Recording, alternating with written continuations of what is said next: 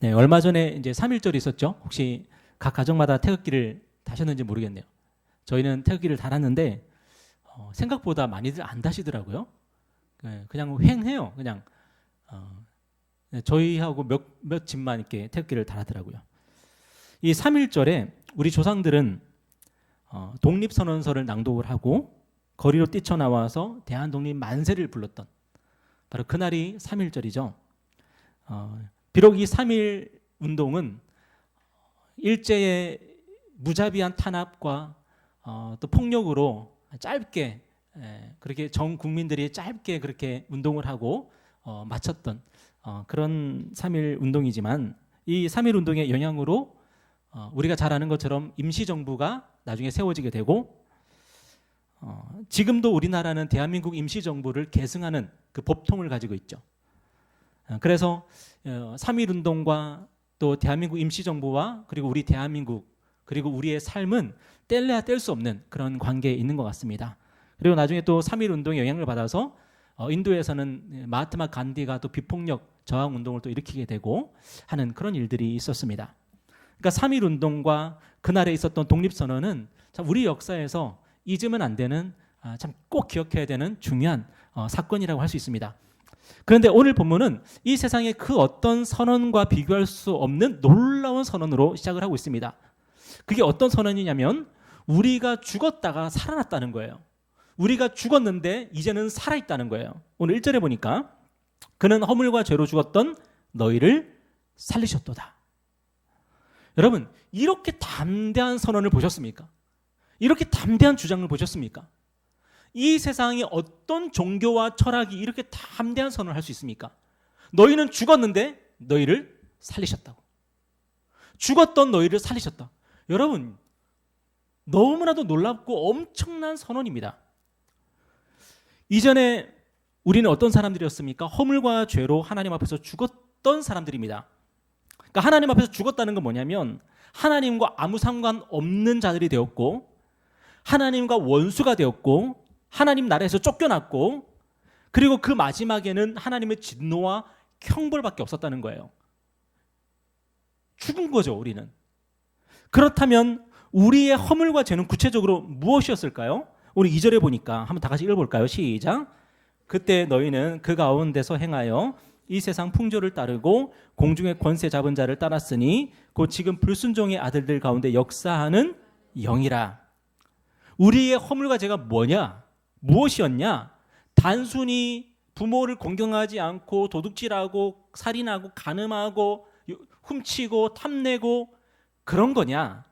본질적으로 우리의 허물과 죄가 무엇이었냐면은 이 세상의 풍조, 이 시대의 문화와 유행을 쫓아서 살았다는 거예요. 이 시대 정신을 쫓아서 살았다는 거예요. 여러분, 지난 한 주간에 우리의 말과 우리의 생각이나 우리의 행동 중에서 이 세상 유행, 이 세상 문화, 이 세상의 시대 정신과 반하는 그런 생각, 그런 말, 그런 행동들을 해보셨습니까? 이 세상 사람들은 그렇게 살지 않는데 나는 하나님 때문에 나는 이렇게 살아야 되겠다. 혹시 그런 게 있으셨습니까? 이 세상이 생각하고 말하고 행동하는 것에 대해서 여러분은 어떤 태도를 가지고 계십니까? 많은 사람들이 세상에 대해서 반항 한번 못 해보고 이 세상의 문화와 유행을 수용하고 쫓아서 살아갑니다. 아니, 수용할 뿐만 아니라 쫓아서 살아갈 뿐만 아니라 우리의 소원은 인플루언서가 되는 거예요. 이 세상 문화를 선도하고 유행을 선도하는 사람, 이 세상의 문화와 유행이 딱 생겨나면은 내가 그것을 가장 먼저 하는 사람, 오히려 그런 게 우리의 소원일 정도예요. 그런데 이게 심각한 문제가 되는 게 뭐냐면 이 세상의 풍조, 이 세상의 시대, 이 시대의 문화와 유행을 주관하는 자가 누구라는 거예요? 공중권세 잡은 자, 악한 마귀라는 거예요. 이 공중권세 잡은 마귀가 하는 일이 뭐냐? 하나님께 순종하지 않는 자들 가운데 지금 역사하고 있는 바로 그러한 존재인데 때문에 이 세상 문화와 유행은 궁극적으로 사람이 만드는 게 아니라는 겁니다. 악한 마귀가 만든다는 거예요. 이 세상의 유행과 문화를 주관하는 존재가 악한 마귀라는 거예요. 어떤 사람이 대단해서 어떤 천재적인 사람이 탄생해서 그런 게 아니라 그 모든 것들을 배후에서 조종하는 사람이 악한 마귀라는 거예요. 때문에 이 세상 문화와 유행을 따르고 더 나아가서 이 세상 문화와 유행의 인플루언서가 되려고 발버둥 치는 사람, 그런 사람들이 하나님 앞에서 어떤 사람들이라고요? 하나님 앞에서 허물과 죄로 죽은 사람들이라고요. 여러분, 오늘 저와 여러분은 지난 한 주간 어떻게 살았습니까? 이 세상의 문화에 대해서, 유행에 대해서 우리는 어떤 태도를 가지고 살았습니까? 여러분, 그렇다면 왜 우리는 이 세상 풍조를 따르며 살까요? 왜 우리는 문화와 유행에 반기를 들지 않고 오히려 그것을 우리는 더욱더 추종하면서 우리는 살아가게 될까요? 오늘 3절에 보니까 뭐라고 되어 있냐면 다 같이 읽어볼까요? 자, 시작. 전에는 우리도 다 그 가운데서 우리 육체의 욕심을 따라 지내며 육체와 마음에 원하는 것을 하여 다른 이들과 같이 본질상 진노의 자녀이었더니, 우리가 이 세상 풍조에 반기를 들지 못하고 이 세상의 문화와 유행을 좇으면서 살아가는 이유가 뭐냐면 사실은 우리 안에 죄악된 욕심, 욕망이 있다는 겁니다. 그런데 우리 안에 있는 죄악된 욕심과 그 욕망을 합법화시켜주는 게 뭐냐면 이 세상의 문화와 유행이에요. 다시 말해서 이 세상의 풍조는 우리가 죄악된 욕심과 욕망을 실현할 수 있도록, 충족시켜 줄 수 있도록 만들어주는 거대한 플랫폼이에요. 우리가 이 세상의 풍조를 따르면, 이 세상의 문화와 유행을 쫓아가면 우리는 어떻게 살아갈 수 있냐면 내가 원하는 욕심을 채울 수 있다는 거예요. 나의 욕망을 실현할 수 있다는 거예요. 그 플랫폼을 만들고 그 플랫폼의 경영자가 누구냐? 악한 마귀라는 겁니다. 왜 그렇게 생각해? 요즘 다 그렇게 생각해요. 왜 그렇게 말해? 요즘 다 그렇게 말하잖아요. 왜 그렇게 하는 거야? 요즘 다 그렇게 하는데요. 사실은 우리 육체의 욕심과 욕망을 만족시키기 위해서 우리는 악한 마귀가 만들어낸 플랫폼에 가입을 하고 구독료를 내가면서 구독, 좋아요 버튼을 누르고 있는 거죠, 사실은.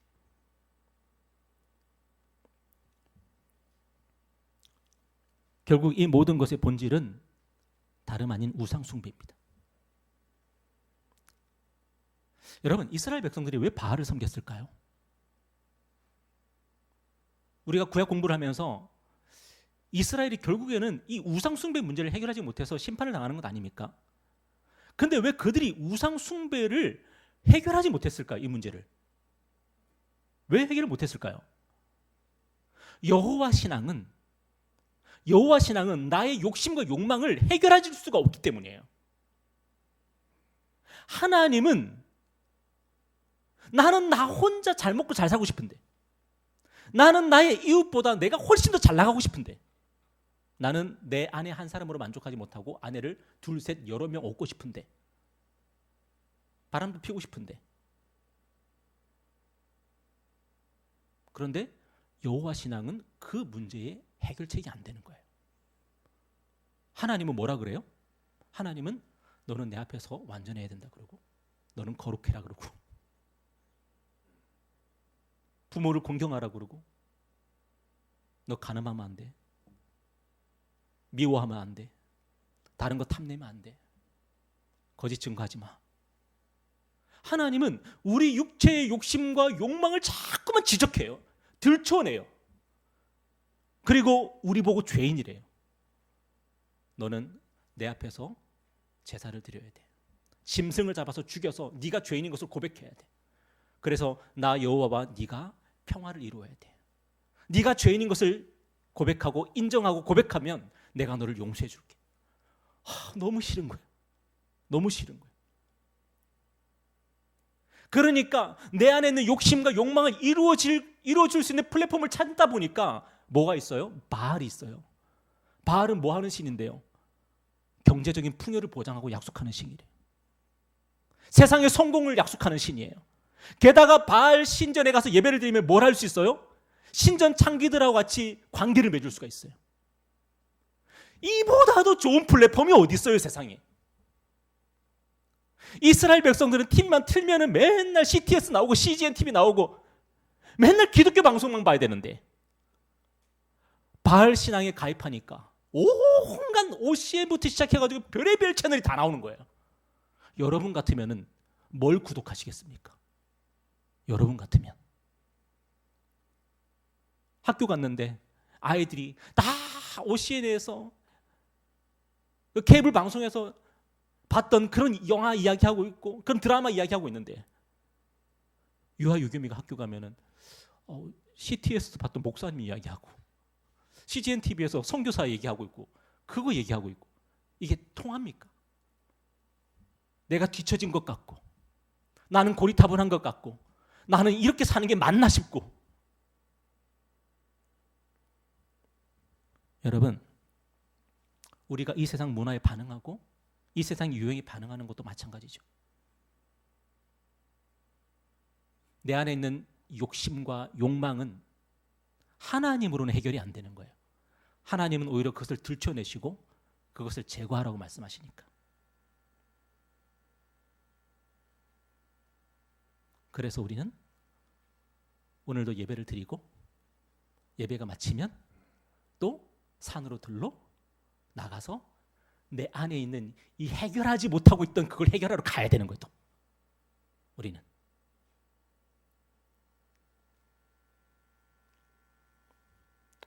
그런데 오늘 본문은 놀라운 선언을 하고 있습니다. 오늘 4절 말씀 한번 읽어볼까요? 4절 5절입니다. 시작. 긍휼이 풍성하신 하나님이 우리를 사랑하신 그 큰 사랑을 인하여 허물로 죽은 우리를 그리스도와 함께 살리셨고. 여러분 이 괄호 한번 읽어볼까요? 괄호 안에 있는 거 시작. 너희는 은혜로 구원을 받은 것이라. 여러분 이 괄호 안에 있는 말씀이 뭘까요? 어떤 사본에는 없는 거예요. 어떤 사본에는 있는 거예요. 그래서 괄호 안에 넣어놨거든요. 왜 괄호 안에 사본을 필사하던 사람이 왜 괄호 안에 이 이야기를 집어넣었을까요? 이해를 좀 하라는 거예요. 이 말씀이 바로 이 뜻이라는 거예요. 그래서 누군가가 성경을 필사하다가 이 얘기를 자기 생각을 자기 주석을 집어넣는 거예요. 우리가 어떤 사람이야? 은혜로 받은 구원이라고 이게. 우리는 은혜로 구원을 받은 거라고 지금. 오늘 우리가 믿고 예배하는 하나님은 어떤 분이십니까? 우리가 우리의 욕심과 마음의 정욕과 우리의 욕망을 이루기 위해서 주일에는 하나님께 예배드리지만 다른 모든 시간과 모든 날에는 이 세상의 문화를 따르고 유행을 쫓으면서 나의 욕심을 이루고 나의 욕망을 이루고 나의 쾌락을 이루며 우리는 그렇게 살았는데 그래서 우리는 하나님 앞에서 죽은 자들이었고 하나님의 진노와 심판 아래 있던 사람들이었는데 그런데 하나님이 그런 우리를 어떻게 여기셨다고요? 우리를 보시면서 버들버들 떠시면서 죽여버릴 거야 하는 것이 아니라 불쌍히 여기셨다고요. 불쌍히 여기셨다고요. 우리를 불쌍히 여기셨다고요.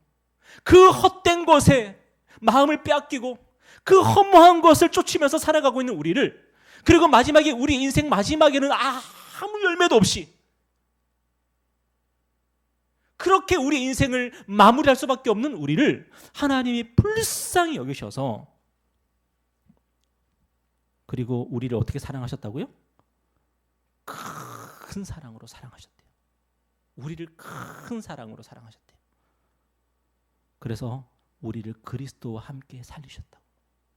그리스도와 함께 살리셨다고. 여러분 그리스도와 함께 살리셨다는 이 말에 뭐가 숨어 있어요?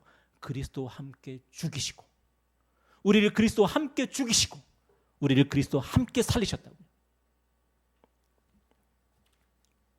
오늘 본문은 우리에게 분명히 말씀하십니다. 우리는 죄와 허물로 죽었었다. 우리는 하나님과 아무 상관없는 자들이었고 우리는 하나님 앞에서 사형수의 신분으로 우리는 살 수밖에 없었고 하나님의 진노와 형벌의 날을 기다렸던 그런 사람들이었는데 하나님이 우리를 불쌍히 여기셨고 큰 사랑으로 사랑하셔서 예수 그리스도의 십자가에서 그분이 죽으실 때 우리가 믿음 안에서 그분 안에서 죽게 하셨고 그분이 부활하실 때 믿음으로 우리도 그분과 함께 다시 살게 하셨다는 거예요. 여러분 예수님이 십자가에서 하나님의 진노와 형벌을 받으셨을 때에 예수님은 그분을 믿는 우리 모두의 대표자로서 하나님의 진노와 형벌을 받으셨습니다. 믿으십시오. 우리 예수께서 십자가에서 고난받으시고 죽임을 당하셨을 때에 우리의 옛사람도 거기서 고난받고 죽임을 당한 것입니다. 그리고 예수께서 무덤에서 부활하셨을 때에 우리 또한 예수님과 함께 다시 살아난 것입니다.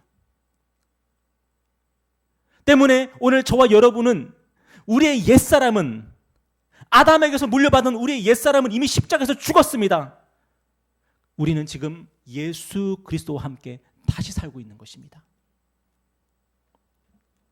우리는 하나님 앞에서 죽은 자가 아니라 살아있는 자들입니다. 그래서 오늘 본문은 하나님이 우리를 죽은 자 가운데서 다시 살리실 뿐 아니라 더 놀라운 말씀을 하시는데, 우리를 그리스도와 함께 어디에 앉히셨다고요? 하늘에 앉히셨대요. 오늘 6절 말씀 보세요. 다 같이 읽어보겠습니다. 시작. 또 함께 일으키사 그리스도 예수 안에서 함께 하늘에 앉히시니. 여러분, 우리 예수님은 지금 어디 계십니까? 어디 계시죠? 보통은 내 마음에 계세요, 이렇게 많이들 얘기하더라고요. 우리 예수님 지금 하늘 보좌에 계십니다. 하나님 보좌 우편에서 만물을 다스리고 통치하고 계십니다. 그런데 오늘 성경은 뭐라고 말씀하고 있냐면은 우리가 하늘에 앉아 있대요. 하늘에. 예수님이 지금 하늘 보좌에 앉아 계시는데 우리 또한 하늘에 앉아 있다는 거예요. 이게 무슨 뜻이죠? 빌립보서 3장 20절에 보니까 이렇게 설명하고 있습니다. 한번 다 같이 읽어볼까요? 자, 시작. 그러나 우리의 시민권은 하늘에 있는지라 거기로부터 구원하는 자 곧 주 예수 그리스도를 기다리노니. 여러분, 우리가 믿음으로 산다고 할 때 무엇을 믿고 살아가는 것입니까? 우리의 진정한 시민권이 하늘에 있다는 것을 믿으며 살아가는 거예요. 우리는 대한민국 국민입니다. 하지만 이 시민권은, 이 국적은 언젠가 우리의 육체와 함께 소멸될 것입니다. 그런데 오늘 우리가 낙심하지 않는 이유는 뭐냐면 우리의 진정한 시민권이 하늘에 있고 그 시민권은 영원한 시민권이기 때문입니다. 그 누구도 빼앗아갈 수 없습니다. 우리가 죽음의 강을 건너면 우리는 하나님 나라에 들어갑니다. 왜 하나님 나라에 들어갈까요? 거기가 우리의 시민권이 거기 있기 때문입니다. 우리의 주소지가 거기 등록이 되어 있기 때문입니다. 그래서 우리가 죽으면 하나님 나라에 들어가는 겁니다. 이미 그 일이 일어났다는 거예요. 물론 지금은 분양만 받은 상태고 입주는 나중에 할 겁니다. 근데 적어도 우리는 지금 뭘 갖고 있어요? 분양권을 가지고 있는 거예요. 계약이 이루어진 거예요. 그 계약의 보증으로 하나님께서 우리에게 뭘 주셨죠? 성령을 주신 거죠.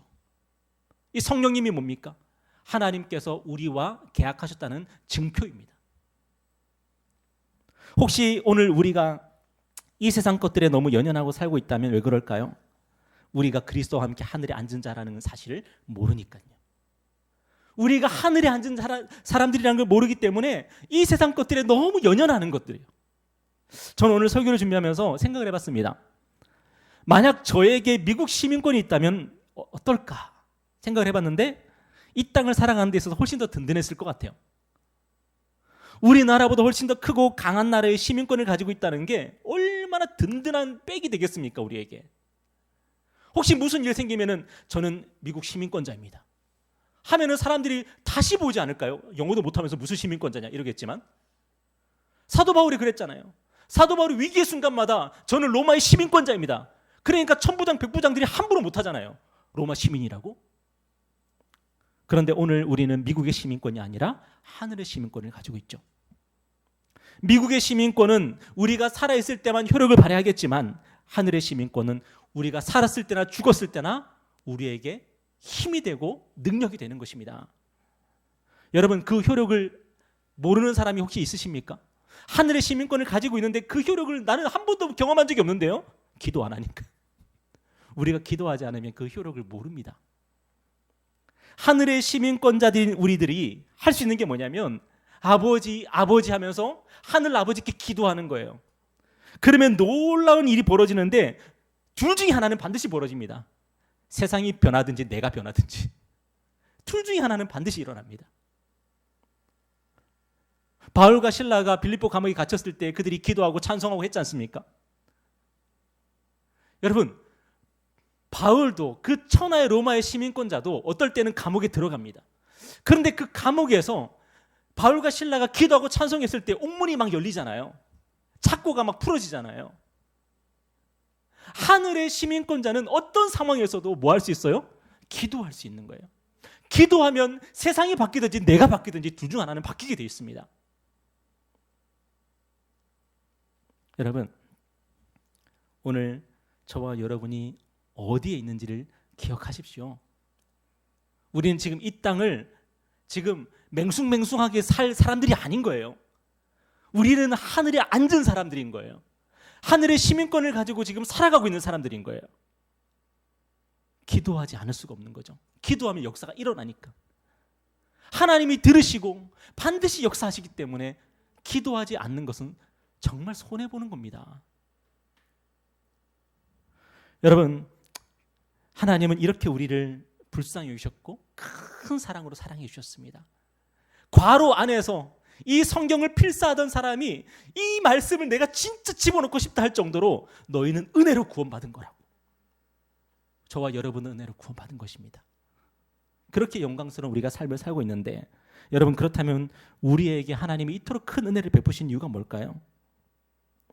지난 주일에 우리가 찬양을 부를 때 이 찬양을 불렀었어요. 기억나신지 모르겠는데, 왜 날 사랑하나, 왜 날 사랑하나, 왜 날 사랑할까요? 근데 이 찬양이 정말로 좀 부족한 게 뭐냐면 대답을 안 해줘. 왜 날 사랑하나, 계속 왜 날 사랑하나. 그런데 오늘 말씀이 우리에게 대답을 해줍니다. 뭐라고 대답합니까? 우리 8절부터 10절까지 교독해 볼까요? 너희는 그 은혜에 의하여 믿음으로 말미암아 구원을 받았으니 이것은 너희에게서 난 것이 아니요 하나님의 선물이라.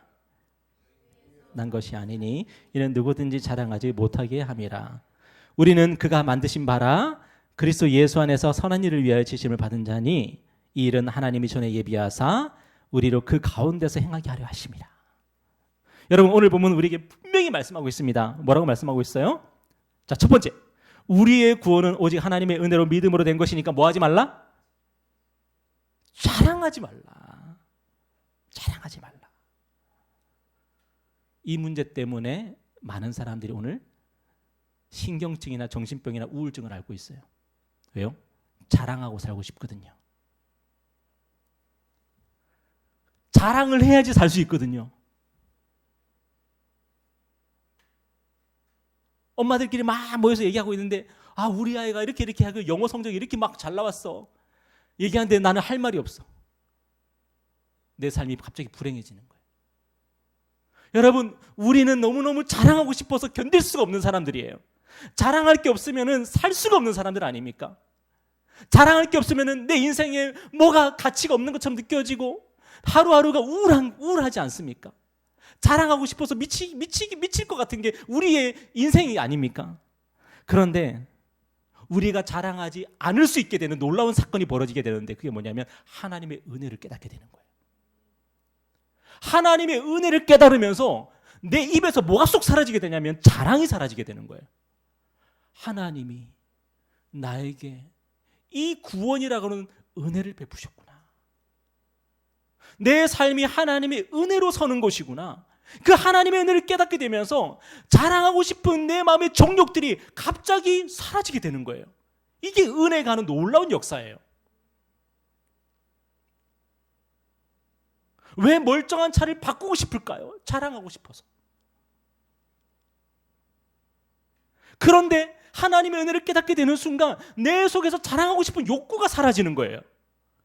그러면서 모든 것이 감사한 거예요, 그냥.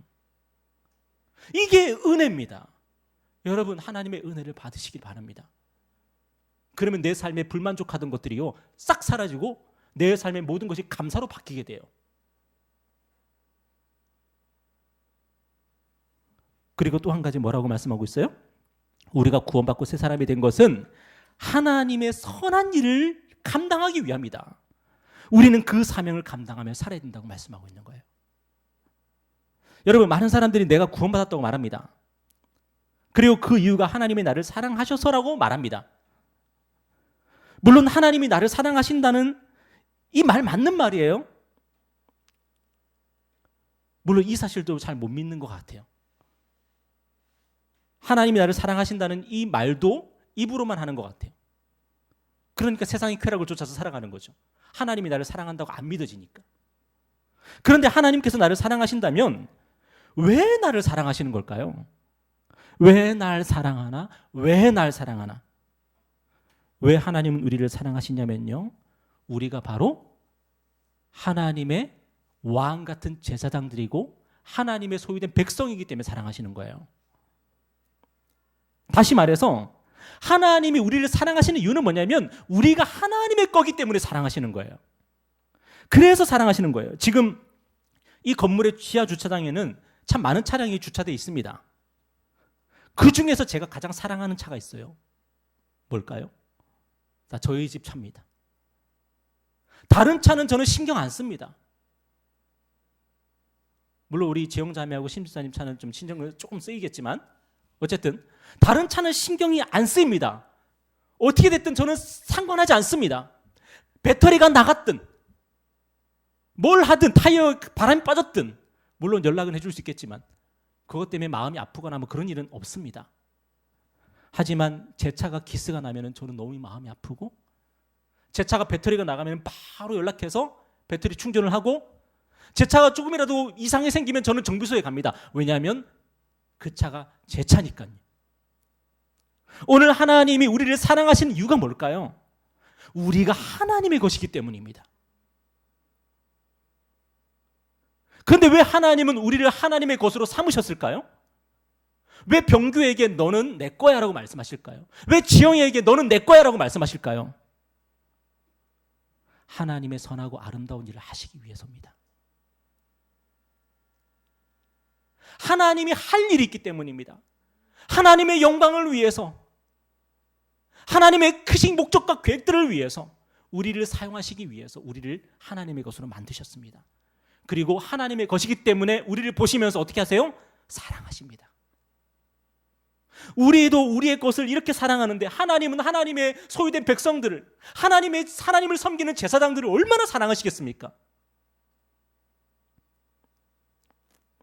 여러분, 하나님이 우리를 선택하신 이유가 있습니다. 목적이 있습니다. 그리고 하나님이 우리를 사랑하시는 이유가 있습니다. 목적이 있습니다.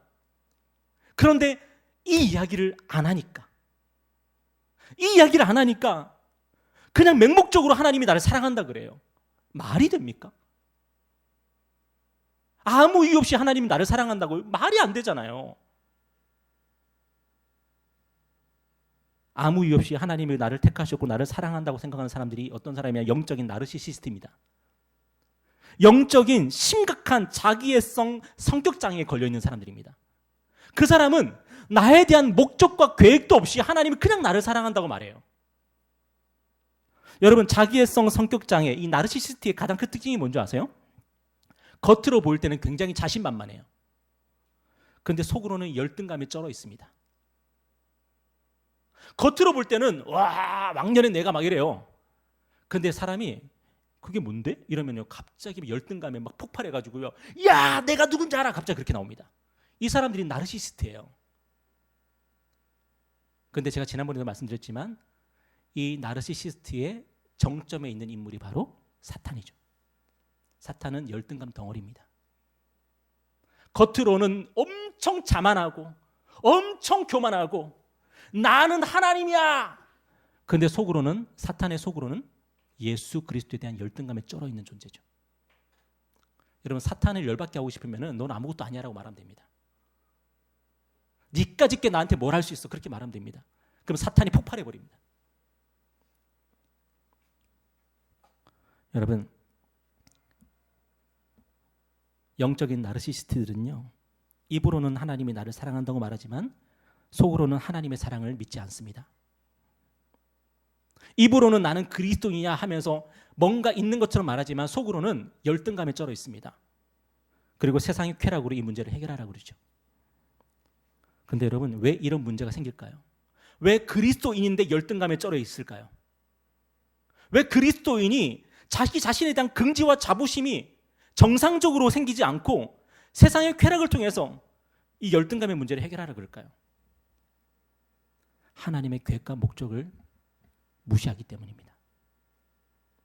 나를 택하신 하나님의 계획과 목적을 무시해버리고 나를 사랑하시는 하나님의 계획과 목적을 무시할 때에, 그때 우리는 자기 애만 갖고 있습니다. 하나님에 대한 사랑이 아니라 나만을 사랑하고 이기적인 사랑을 가지고 살아가기 때문에 결국 열등감 덩어리가 되는 겁니다. 제가 누누이 말씀드립니다. 예배는 여러분을 극단으로 몰고 갑니다. 정말 하나님을 사랑하는 사람으로 만들든지 아니면 정말 여러분 자신을 사랑하는 사람으로 만들든지. 하나님을 사랑하면 우리의 열등감의 문제가 해결되지만 우리를 사랑하면 열등감의 문제는 해결되지 않습니다. 여러분의 예배는 어떤 예배입니까? 여러분은 예배를 드릴 때마다 하나님에 대한 사랑으로 여러분은 발걸음을 옮기십니까? 아니면 여러분 자신에 대한 사랑으로 발걸음을 옮기십니까? 누가복음 17장을 보면은 예수님이 10명의 나병 환자를 치유하시는 이야기가 나오죠. 그때 9명의 나병 환자는 치유를 받고 9명의 나병 환자는 치유를 받고 자기 갈 길로 갑니다. 근데 한 사람은 치유받고 나서 다시 예수님께 돌아와서 주님의 발 앞에 엎드려서 감사를 드립니다. 그때 주님이 뭐라고 말씀하시냐면 말씀 한번 보세요. 한번 읽어볼까요? 교독하겠습니다.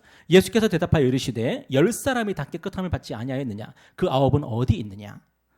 이방인 외에는 하나님께 영광을 돌리러 돌아오는 자가 없느냐 하시고 다 같이 그에게 이르시되 일어나 가라 내 믿음이 너를 구원하였느니라 하시더라. 여러분 이상하지 않습니까? 나병 환자 10명이 다 고침을 받았습니다. 자기 몸을 보이기 위해서 제사장에게로 가던 도중에 전부 나병이 다 깨끗하게 나았습니다. 그러면 그들 모두가 다 구원받은 거 아닙니까? 아니에요. 예수님이 뭐라고 말씀하시냐면 예수님께 돌아와서 예수님의 발 앞에 엎드려서 감사드린 이 한 사람에게 구원받았다 말씀하셨어요. 무슨 차이죠?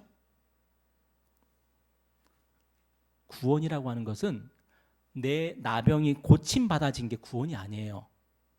그게 치료받아진 게 구원이 아니에요. 진짜 구원은 뭐냐면은 내 삶의 왕이 오시는 거예요. 내 삶의 주인이 찾아오시는 거예요. 그때 내가 진짜 구원을 받는 거예요. 이 세상 모든 사람의 문제가 뭔지 아십니까? 다 자기가 왕이 된 거예요. 다 자기가 왕 노릇하기 때문에 그래서 절망이 있는 거고 저주가 있는 거예요. 근데 이 세상 모든 사람들이 예수 그리스도를 구주로 모시게 되면은 다 구원을 받는 거예요. 그러니까 구원의 문제는 경제적으로 나아지는 게 아니라 내 건강이 좋아지는 그런 문제가 구원이 아니라 진짜 구원은 뭐냐면 내게 왕이 오시는 거예요. 내게 주인이 오시는 거예요. 그래서 내가 그분을 섬기며 그분을 기뻐하며 그분께 순종하며 살아가는 게 구원이에요. 그러면 내 삶의 문제가 다 해결됩니다. 우리 안에 있는 열등감의 문제가 다 해결됩니다. 교만의 문제가 다 해결됩니다. 왜 예수를 믿는데 우리가 행복하지 않죠? 우리가 예수를 믿는데 행복하지 않는 이유는 뭐냐면 내가 예수님을 주인으로 모시고 있지 않기 때문에 행복하지 않은 거예요. 예수님이 나의 왕이 아직 되지 않았기 때문에 내가 행복하지 않은 거예요. 나 자신이 왕 노릇하고 있으니까. 얼마나 불행해요. 우리 같은 인간이 우리의 왕 노릇하고 있는 거예요. 여러분, 저와 여러분 같은 사람이 우리 인생에 왕 노릇하고 있으니까 얼마나 우리가 불행해지겠어요.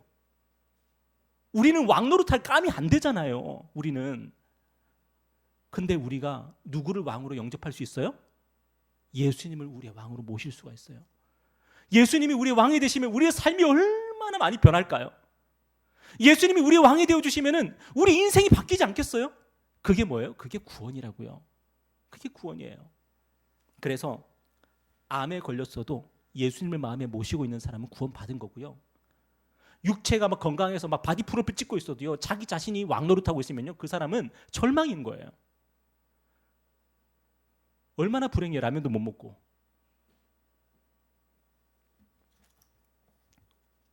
여러분, 하나님은 우리를 고치기를 원하시고 우리를 해방시키기를 원하시고 우리를 구원하시기를 원하십니다.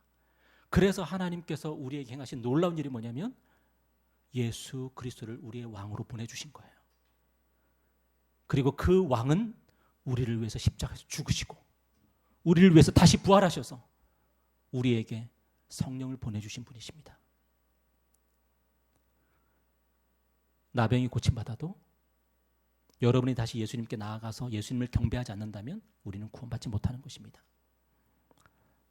마지막으로 마태복음 20장 이야기하고 마치겠습니다. 마태복음 20장을 보면 포도원 주인 이야기가 나오거든요. 이 포도원 주인은 어떤 사람이냐면 아침 6시에 나가서 일꾼들을 불러 모으고 9시에 나가서 일꾼들을 불러 모으고 12시에 나가서 일꾼들을 불러 모으고 오후 3시에 나가서 불러 모으고 심지어 오후 5시에 이제 일이 끝나는데 그런데도 나가서 일꾼들을 불러 모으시는 바로 그런 주인입니다. 그러니까 이 포도원 주인은 한 사람이라도 놀고 있으면, 일자리를 못 얻고 있으면은 가슴이 아파서 견딜 수 없는 주인이에요. 그 사람은 결국에는 하루가 끝났을 때에 아무 열매도 없을 것이고 아무 일당도 받지 못할 것이고 빈손으로 집에 돌아가서 가족들을 볼 면목도 없을 것이고 얼마나 불행합니까? 그래서 이 포도원 주인은 끊임없이 나아가서 계속 사람들을 불러 모으는 거예요. 그 사람의 손이 필요해서가 아니라 그 사람이 불쌍해서, 그 사람들을 큰 사랑으로 사랑해서, 그래서 불러 모으는 거예요. 그리고 하루 일과가 다 끝납니다. 그러면은 오전 6시부터 온 사람과 오후 5시에 온 사람에게 일당을 똑같이 줍니다. 아무리 막바지에 이 포도원에 들어온 사람이라 할지라도 하루 일당을 똑같이 주면서 큰 은혜를 베푸는 주인입니다. 여러분, 그 주인의 마음으로 하나님은 오늘 저와 여러분을 불러 모으신 거예요. 여러분, 사도 바울하고 전병규 목사하고 일당을 똑같이 받을까요? 아니면 다르게 받을까요? 저나 여러분이나 사도 바울 같은 그런 제자하고는 비교 불가한 그런 존재들 아닙니까? 사도 바울이 천국에 들어가는데 우리도 천국에 들어갈 수 있다? 말이 안 되잖아요. 우리는 연옥에 가야지, 연옥에. 가가지고 몇 대 맞고 거기서 몇 대 좀 이렇게 땅을 좀 구르다가 천국 가야지. 그런데 하나님은 저와 여러분을 아낌없이 우리에게 하나님의 나라를 선물로 주기를 원하시는 하나님이십니다. 그런데 그 주님이 우리를 택하여 부르실 때에, 우리를 큰 사랑으로 사랑하실 때에 아무 이유와 목적이 없겠습니까? 아닙니다. 하나님의 그 선한 일을 위해서 우리를 새롭게 창조하셨습니다. 여러분의 은사와 여러분의 재능은 지금 뭐하고 있습니까? 여러분의 물질은 뭐하고 있습니까? 여러분의 은사와 재능과 물질이 누구를 위해서 쓰여지고 있습니까? 그것이 나 자신을 위해서 쓰여지고 있다면 여러분은 열등감 덩어리가 될 겁니다. 점점. 그렇지만 그 모든 것이 주님을 위해서 쓰여지고 있다면 여러분은 은혜 가운데 거하는 인생이 될 것입니다. 다른 누가 나를 알아주는 게 하나도 중요하지 않은 인생, 오직 하나님만 나를 알아주시면 되는 인생, 그 인생으로 복된 삶을 살게 될 것입니다. 말씀 맺겠습니다. 요즘 사람들은 교회에 헌금하기를 참 싫어하는 것 같습니다. 그 이유가 뭐냐면 교회가 헌금을 제대로 사용하지 않는다는 거죠. 그래서 헌금하기가 아깝다는 것입니다. 맞는 말입니다. 전적으로 맞는 말입니다. 헌금을 해야 할 뿐만 아니라 교회도 헌금을 제대로 사용해야 됩니다. 그런데 하나님은 우리를 택하여 부르시기 위해서, 우리를 구원하시기 위해서 자기 아들의 피값을 지불하셨습니다. 우리는 그 예수 그리스도의 피값으로 우리는 구원받은 사람들입니다. 하나님이 우리를 구원하시기 위해서 치르신 대가가 어마어마합니다. 그렇다면 저와 여러분은 우리의 인생을 어떻게 사용하고 있습니까? 우리는 그 조금 헌금하면서 그 돈이 어떻게 쓰이느냐, 그것 때문에 막 시험 들고 막 그럽니다. 그런데 하나님은 우리를 위해서 아들을 내어주셨습니다. 그리고 우리를 하나님의 자녀로, 하나님의 백성으로, 왕같은 제사장들로 우리를 삼아주셨습니다. 그렇다면 우리의 논리대로라면, 우리 예수님이 늘 하시는 말씀이 있죠. 우리의 말로 심판한다고. 우리가 하는 말로 심판하겠다고. 우리가 그렇게 교회에 대해서 그렇게 말한다면 우리는 어떻게 살고 있습니까? 하나님이 우리에게 그 값을 지불하셨는데 우리는 그에 합당한 삶을 살고 있습니까? 아니면 먹튀하고 있습니까? 혹시 영적인 나르시시즘에 빠져서 겉으로만 멋있는 척하고 속으로는 열등감과 자괴감에 빠져서 살고 있다면 그 삶에서 빠져나오십시오. 어떻게 빠져나오라고요? 예수 그리스도를 위해서 사십시오. 예수 그리스도, 나의 왕, 나의 주인을 위해서 사십시오.